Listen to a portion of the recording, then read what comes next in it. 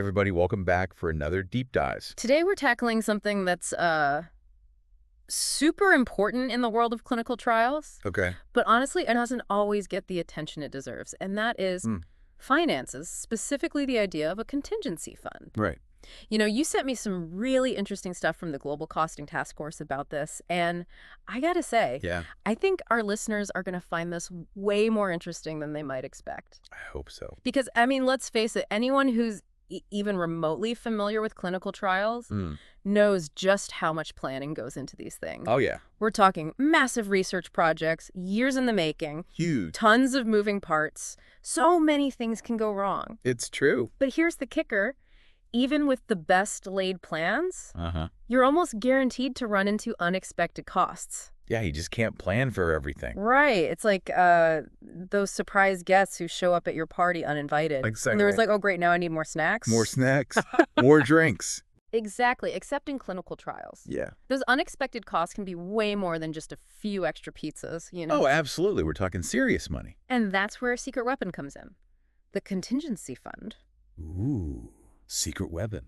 I like that. So let's break this down for our listeners. Okay, what exactly is a contingency fund? So basically, it's like a financial safety net specifically for your clinical trial. Okay, I like that safety net. Yeah, you know those unexpected expenses life throws at you, like your car breaks down or you have to suddenly fly home for a family emergency. Oh, yeah. Trials get those too, just on a much grander scale. Okay, that makes sense. So give me an example. Like, what kind of rainy day scenarios would a contingency fund cover in a clinical trial? Okay, so imagine you're running a trial for a new heart medication. Right. And suddenly a major hurricane hits one of your main research sites. Oh, wow. You're talking damaged equipment, lost data, maybe even patients needing to be relocated. That's a nightmare. It's a huge unexpected expense, and without a contingency fund, the whole trial could be completely derailed.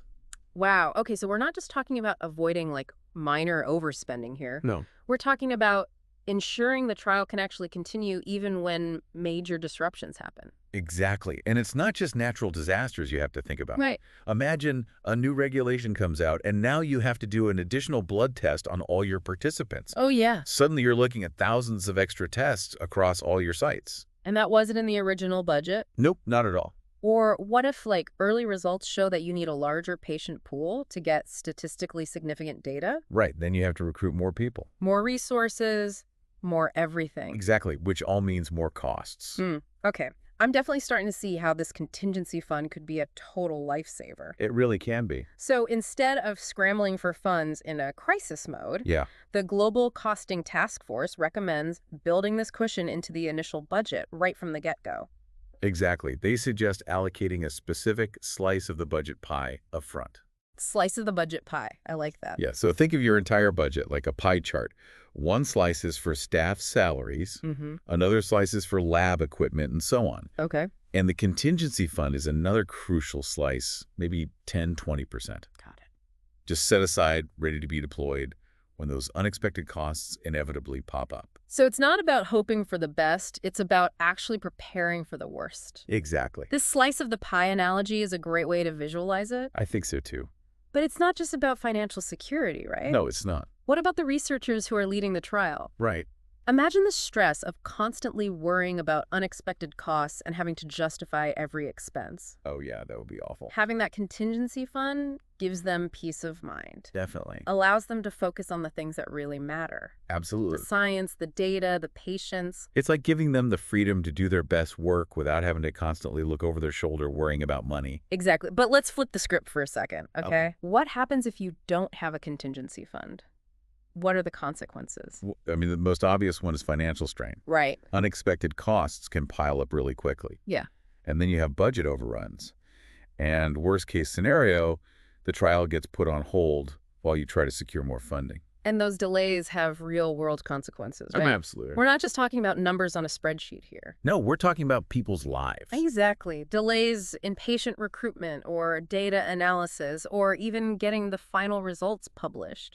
That can set back the entire trial timeline. And that means potentially life-saving treatments reach people later than they could have. Exactly.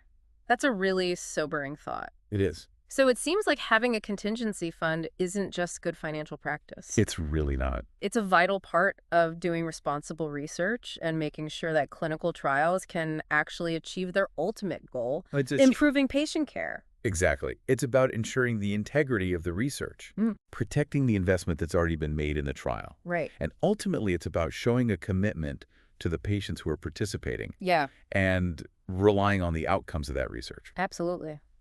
Well, I think we've covered a lot of ground here today. We have. We went from something that honestly sounds kind of dry, I know, contingency funds, to a much deeper understanding of how this one financial tool can really impact the entire trajectory of a clinical trial. It really can. So much more than just numbers on a page. Absolutely. Well, thanks for diving deep with us today, everybody. Hopefully this has given you a whole new perspective on the world of clinical trials. And all the work that goes on behind the scenes. But before we wrap up, I want to leave you with a little something to think about. Okay. We focused a lot today on the financial benefits of contingency funds. Right. But what about the ethical implications of not having one? Interesting. Think about the potential impact on patients. Yeah. The integrity of the data. And the overall progress of medical research. That's a great point. Something to consider. Definitely. All right, folks, that's all the time we have for today's deep dive. But as always, keep those brains buzzing, and we'll catch you next time.